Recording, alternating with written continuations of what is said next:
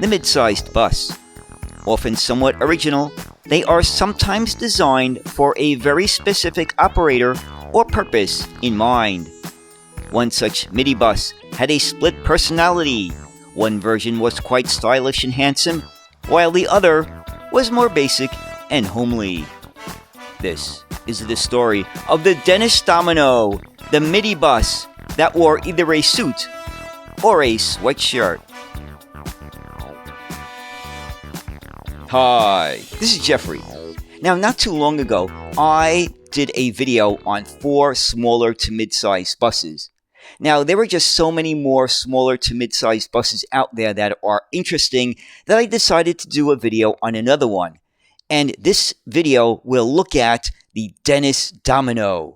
Now, the Dennis Domino was a bus that was designed by and for the Manchester PTE.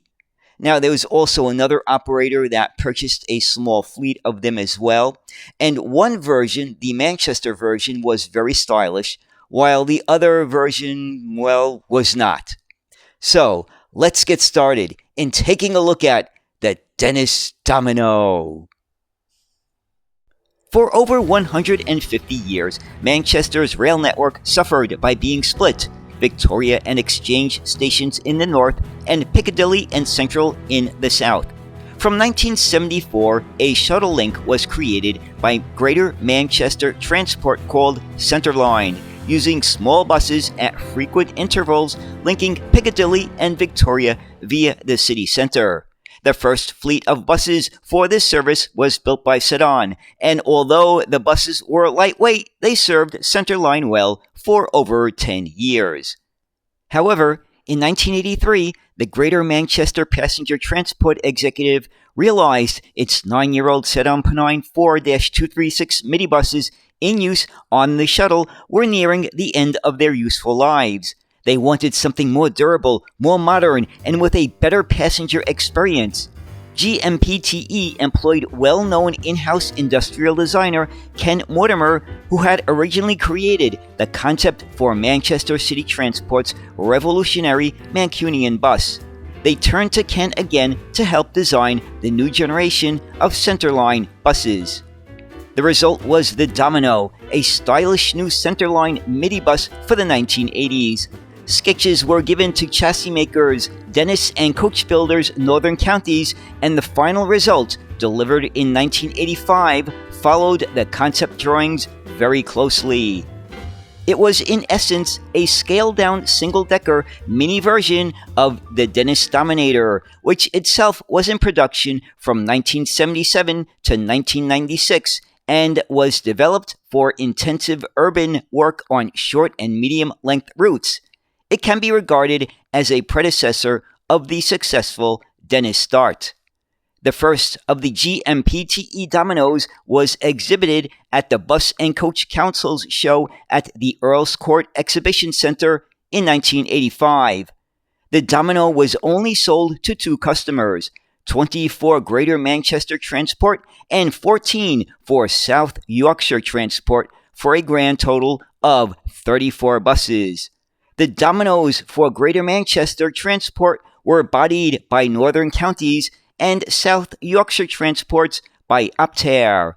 The 20 Greater Manchester PTE Dominos were quite fashionable and handsomely modern for their day, with bonded glazing, and had low entrances with 2+1 seating forward of the rear axle to maximize standing capacity, and thus were 23-seaters.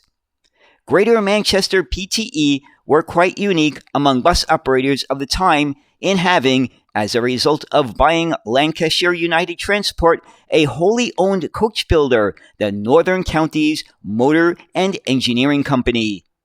South Yorkshire PTE, on the other hand, chose to specify a body with all glazing lights, doors, seats, and other parts standardized with its Alexander-bodied Dominators.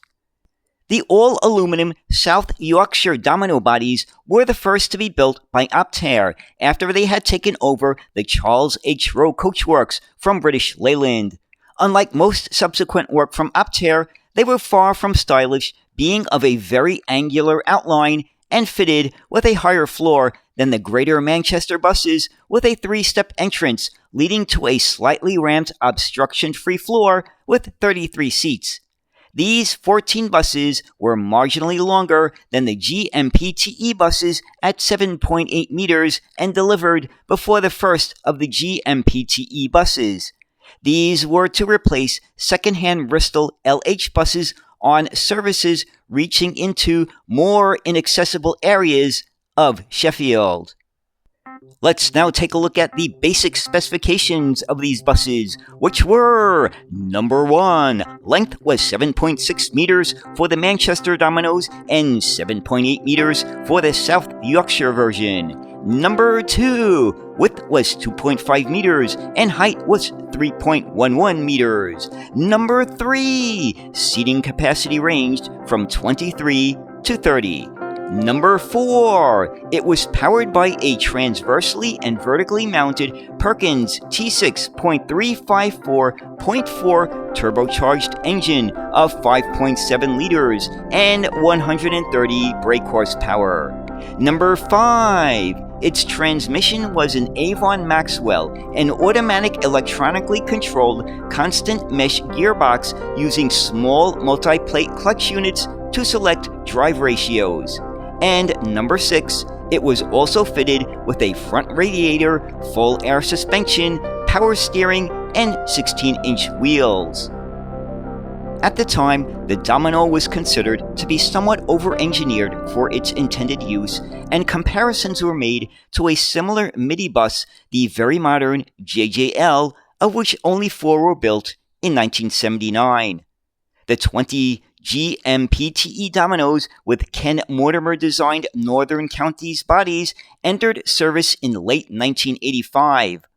One was demonstrated for an extended period early in 1986 to London Transport in a version of their livery, but did not end up purchasing any. The new buses served the Centerline service until 1992, when the new Metrolink tram system opened, which made the interstation bus service obsolete, and they then went on to do other odd jobs for a few years until it was their turn to go to the scrapyard. GMT Domino number 1751, the first of their fleet, survives in private preservation. As for the Yorkshire Dominos, deregulation arrived, and the Domino, being a prototype Dart theoretically with heavy fuel consumption, was soon in trouble, especially when the Dodge minibus came along, being much cheaper to buy and run. The entire batch were hired out for trials with Merseybus and Yorkshire Rider. In 1988, they were to be repainted into Little Nipper livery and downseated so the Dodge minibus drivers could drive them. By 1991, the entire fleet of Dominos were withdrawn, mainly due to poor fuel consumption and parts availability, and were replaced by Dodge minibuses. Most of the Yorkshire Dominos, with the exception of 5 buses, were sold to Stevenson's for further service. And so ends the story of a unique mid-sized bus that, while low in number, had one wearing a designer suit while the other went more basic. So there it is, the story of the Dennis Domino, the bus that had one version that was very stylish and another version that, well, was not. So do you have any experience with the Dennis Domino? Let us know, because it would be interesting to hear. So anyway, I hope you enjoyed this look at the Dennis Domino. And as always, thank you so much for watching, and have a great day. Bye.